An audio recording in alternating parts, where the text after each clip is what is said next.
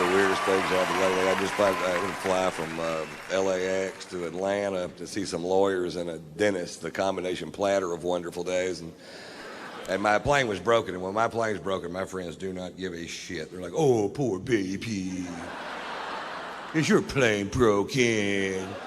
You have to take a commercial flight like every fucking buddy else. But it's not like it used to be, or either that or I'm losing touch, you know, because I'm standing in line, I got a first class ticket, and I get up to the front of the line, and there isn't anybody there. It's just a kiosk with a computer terminal, and I'm not good at computers, and I don't want to touch this thing because it's got grease and dirt, and what I can only pray to Jesus is meringue.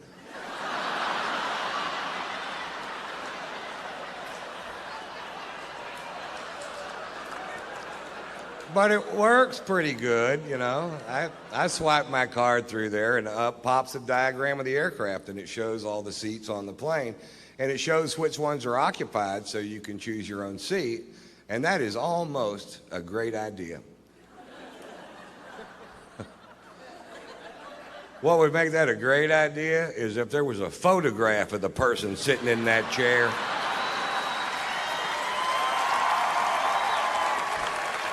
And about a 5-minute bio clip telling you a little bit about them and what their breath smells like.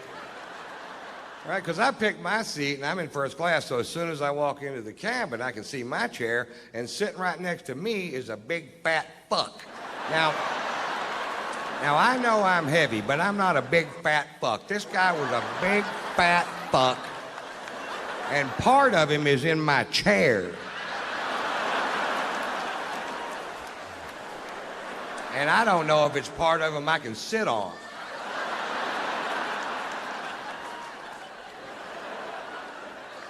Hey, I've got a little tip for the morbidly obese, and I don't mean to sound cruel, but once you get to 550 pounds, stay home and go for the record.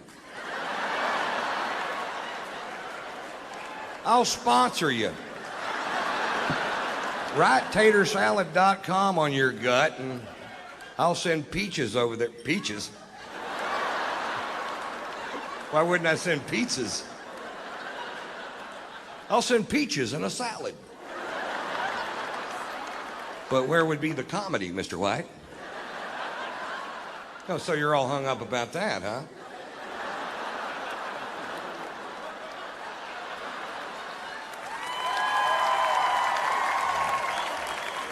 Okay, I'm just going to try to do that line right, just in case we decide to do it that way. I'll send pizzas over there.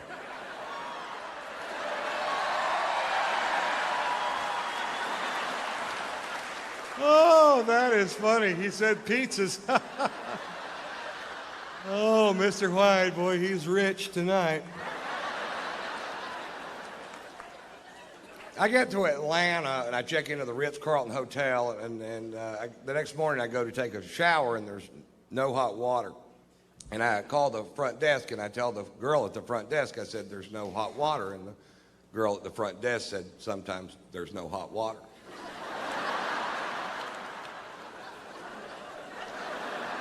Didn't I just tell you that? I said, I've stayed in $20 a night motels where water was so hot you could cook your nuts with it. He goes, well, every once in a while, everybody will wake up at the same time, and they all take a shower at the same time, and we just run smack out of hot water. You guys didn't think about that. They thought about it at the Motel 6. But that whole concept of people wake up in the morning with shit to do got right by the Ritz-Carlton Hotel.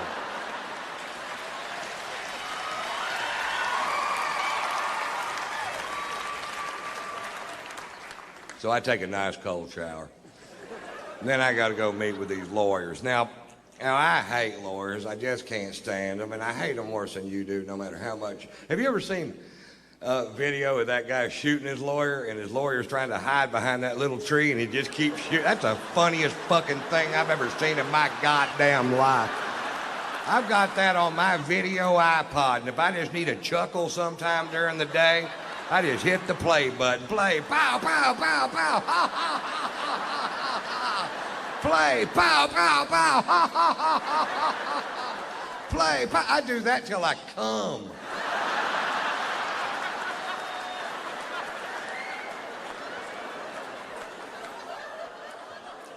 Then I got to go to the dentist. You see how my day's shaping up. Cold shower, lawyers, dentist. The trifecta of fucked up day. And I couldn't eat because of what I had to do there. So now it's 2:30 in the afternoon. Before I finish this story, will admit that I'm in a foul mood.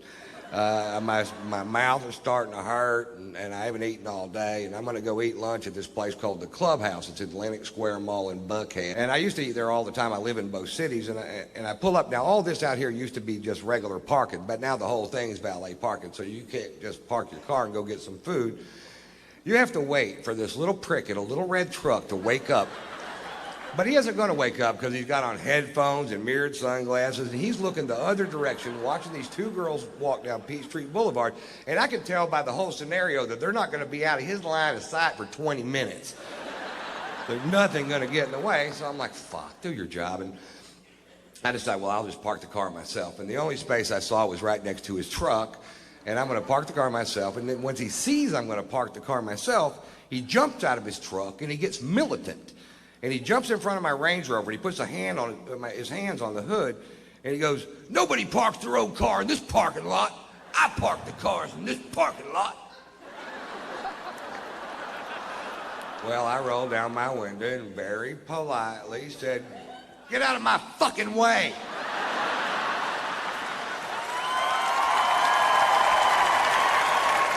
He goes, nobody talks to me like that. You can't park your car in this parking lot. And I said, fuck you. He goes, I'm calling the police. What's your first and last name? I said, it's fuck you. It's F-U-C-K, capital Y-O-U.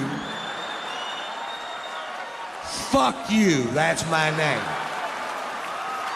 He gets on his radio and calls the Dalai Lama of all parking lot attendants, who comes squealing up in his little red truck. Apparently they give them to him. He hops out of the truck like he's going to do something. He immediately recognizes me, and you see this big, oh shit, wash over his face. He literally shoves this kid out of the way and starts apologizing. He said, Mr. White, I am sorry. I said, listen, this kid's not doing his job. He's an insolent little piece of shit, and he needs to have his ass reamed. He goes, Mr. White, he's going to have his ass reamed by me and my boss's boss. And I was like, well, I had no idea the chain of command went that deep in the parking lot.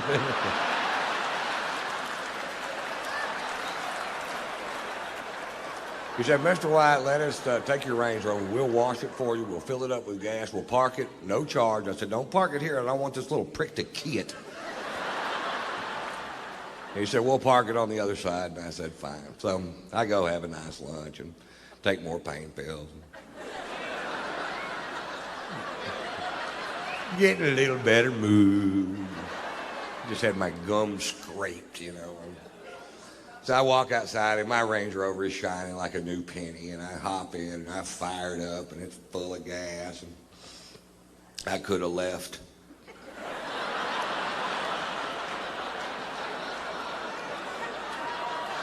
But instead I drove back over there where that kid was.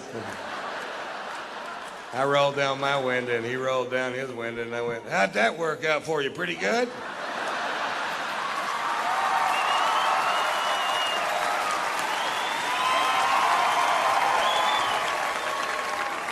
And here's the moral to that story. Don't fuck with me when I hadn't been drinking.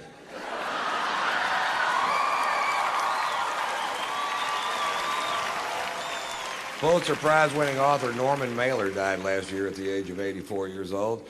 For the last 60 years of this man's life, he drank to excess every day. He was married 6 times. He smoked pot. He stabbed his second wife. And I've never read one of his books, but I got to tell you, I'm a huge fan.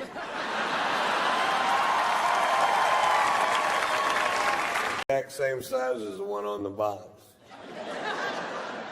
That's just an interesting fact.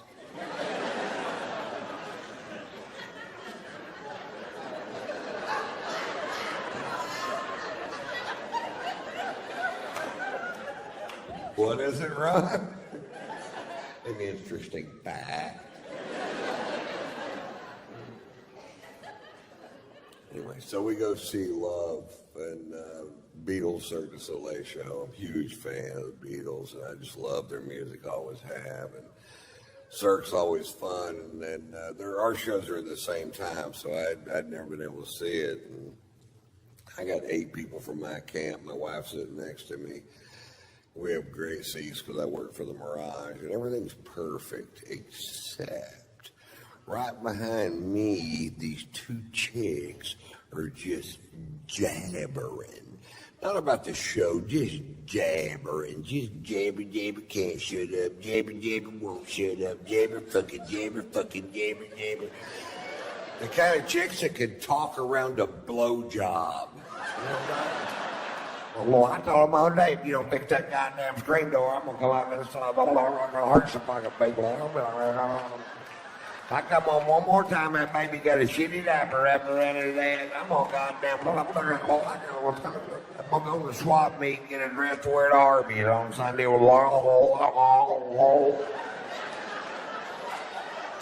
And I turned around and looked. I noticed her husband worked with them. I figured they're at a gun show trying to find a way out of this fucking thing.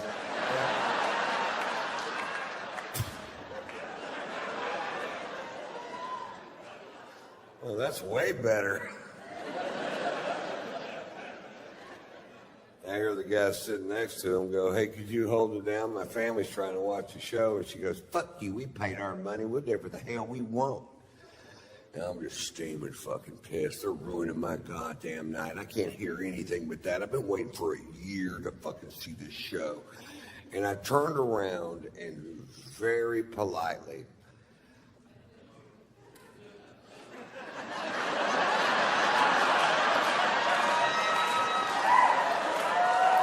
don't start with me. Very politely, I said, lady, talking during live theater as far as social skills goes is like shitting in the street. Said, you better mind your own business. I said, you better quit shitting in the street. He goes, I'll have you thrown out of here. I said, if you don't quit flapping your fucking cock holster. Everybody heard that. Before, it was a little disturbance right behind me. Very few people privy to that one. Then 1,700 people hear me go, if you don't quit flapping your fucking cock all the time.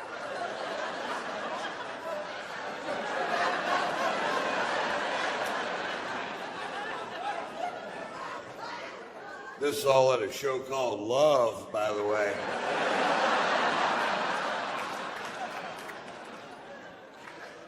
I had her murdered and buried in the desert. Vegas, baby. Careful who you fuck with. And legend has it, if you go out into the desert and the moon is full and the wind dies down, you can still hear her jabbering. I'm a street shooter. I'm shitting in the street. Did you? What the fuck was that? That's that chick Ron killed. They call this Jabber Gulch.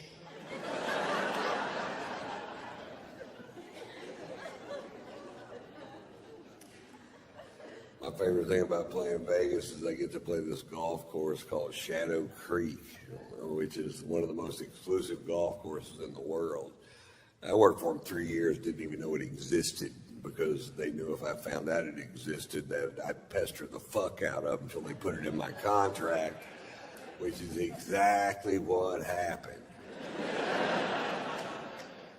It's amazing. This golf course is just fucking so tricked out. The first time I walked through the gates, I was like, nobody's stopping me.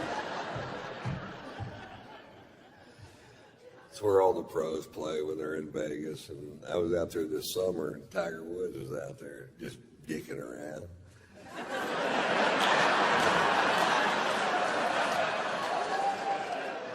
I may sign my golf glove. I got to meet the most famous person I've ever met, and I know a lot of famous people, but nobody as famous as Tiger fucking Woods.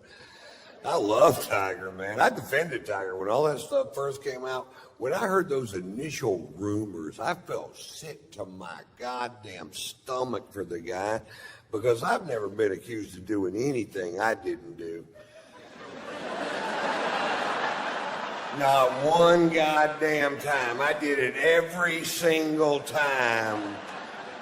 Not once could I go, no, that was Glenn Campbell.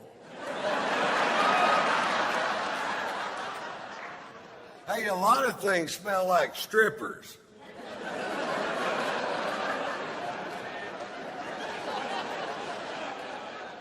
And I defended him to my wife. I said, you don't know what this guy's been through. He had his first famous golf shot on television when he was 2 years old. You don't know what his home life's like. You can't judge a guy because he made one mistake. Then he gets caught with number 13, 14, 15, 16. I started going, God damn, Tiger, come on, buddy. And it got to the point where every time he got caught with another woman, my wife would go like this. What? I don't even know the fucking guy. You act like I was holding his dick the whole time. We watched him make that long apology on television, and afterwards my wife goes, well, do you think a guy like Tiger could quit cheating on his wife? And I said,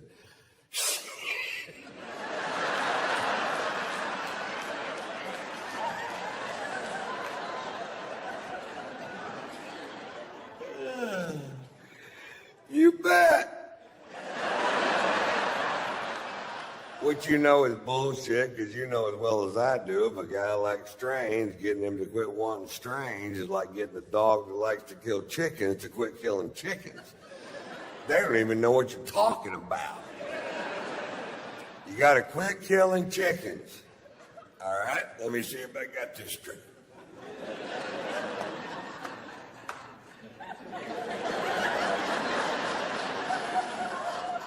I can still kill chickens.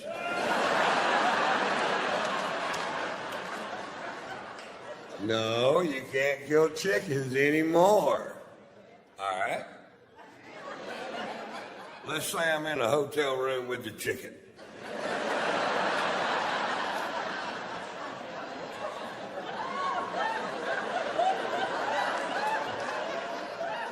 Let's say the chicken just wants to touch me. Can I kill that chicken? No? My wife told me all women want the same thing. They want to marry somebody who will never have sex with anybody else, no matter what. And I said, well, then maybe you should consider marrying somebody that nobody else wants to fuck. If it means that much to you. Don't marry the most famous golfer in the world. Marry the most famous frisbee golfer in the world. Ain't no land to fuck that dude.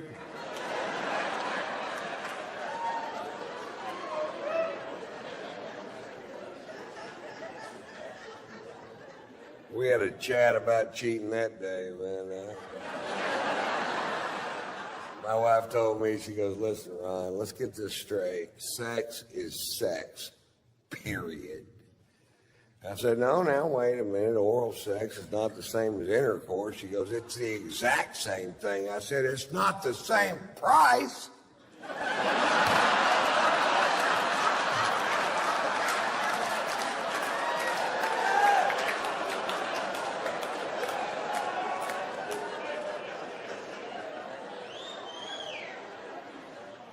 I heard that on the radio.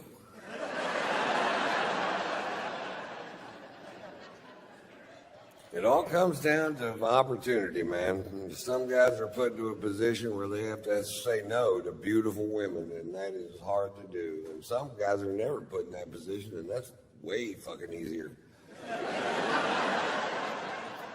I see these big 350-pound guys all the time going, I have never cheated on my wife. I'm like, I bet that was tough. Thanks, man. You know what I'm going to do? I'm going to start off this evening by asking you a question because I don't know the answer. I lost my sunglasses, and yesterday I went to the sunglass hut. Here's the question. Why does a pair of sunglasses cost more than a 25-inch color television set?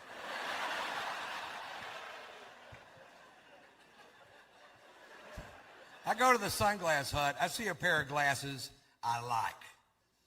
I don't love them. I don't. I like them. $309. And I asked the guy very politely, how do you sleep at night, you little prick? You know what I mean? I was just wondering.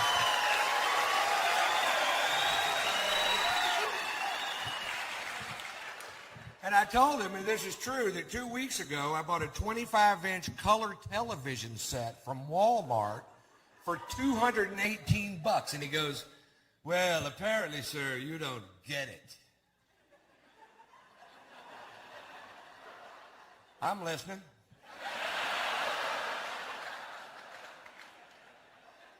He goes, these glasses eliminate 100% of all UV rays.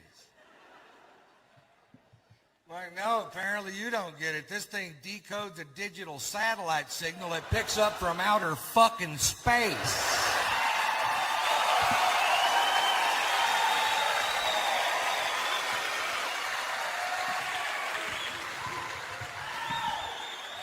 And then it turned out the glasses got basic cable, and I felt like a dickhead.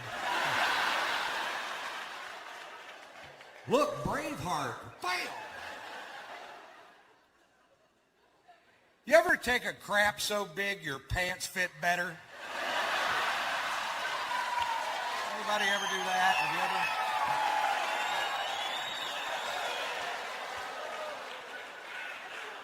I'm hoping that happens to me later tonight because these babies don't fit anymore. I'm hoping I'm one big turd away from backing into an old wardrobe.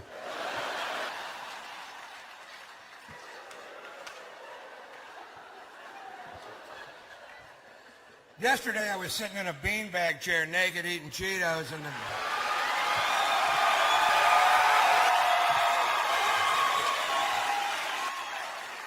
I was flipping through the television and I saw Robert Tilton. He's a televangelist from Dallas, and he was staring at me. And he said this. He said, "Are you lonely?" Yeah. He said, "Have you wasted half your life in bars pursuing sins of the flesh?" This guy's good. He said, "Are you sitting in a beanbag chair naked eating Cheetos?" Yes, sir. He said, "Do you feel the urge to get up and send me $1,000? Close. I thought he was talking about me there for a second. Apparently, I ain't the only cat on the block digs Cheetos.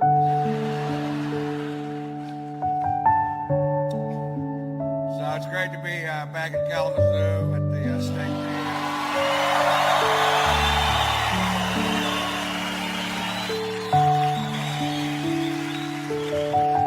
Last time I was here, they took me to the blues festival, which I love the blues, but they need to figure out some problems with the festival.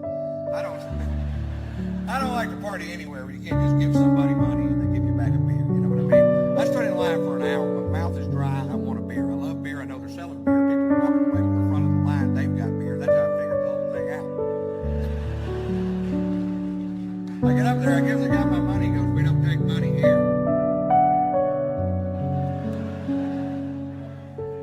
What do you take? Coupons.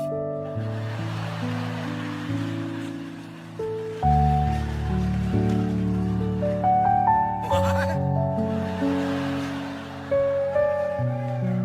Coupons. Where do I get a coupon?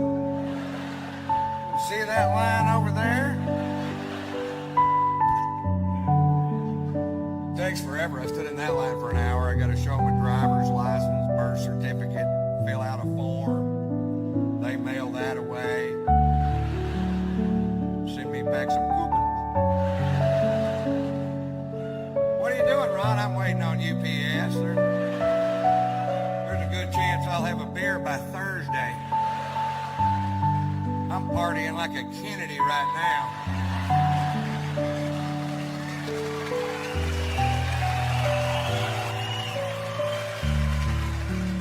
I was game too. I had $100 cash on me. I bought $100 worth of coupons.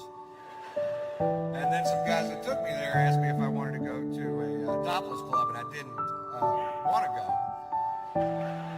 I just ended up going because you guys backed me up on this. You've seen one woman naked.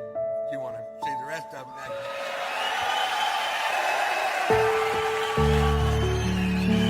It could be an old biker chick, you know, they're going to hang down to here. You want to see my titties? Yeah, I do.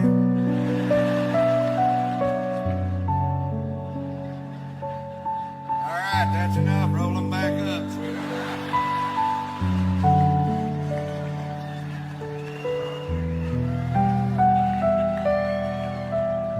Things that make you go.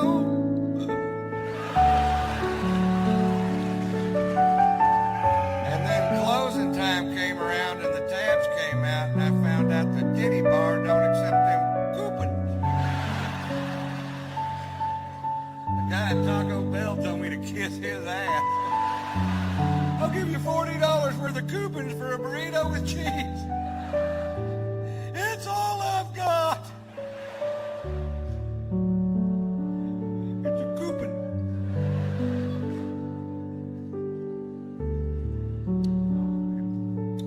So I saw something that comes close to truth in advertising. The De Beers people are almost saying what they really mean, because the old De Beers slogan was, "Diamonds are forever." Then they changed it to this year, "Take her breath away." The new slogan is, "Diamonds render her speechless." Why don't they just go ahead and say it? Diamonds. That'll shut her up.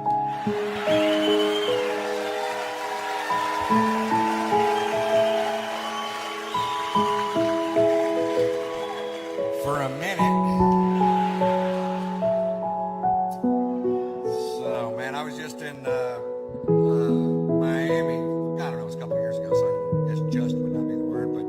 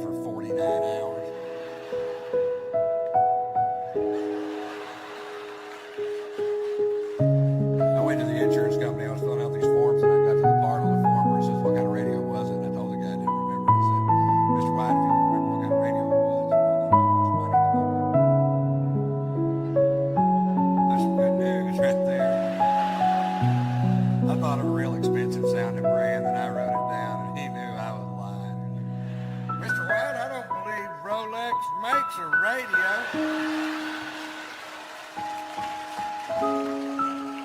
It was a clock radio.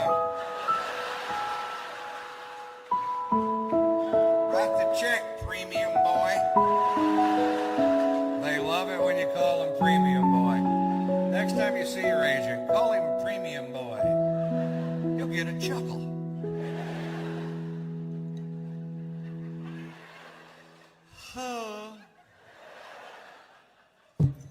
So almost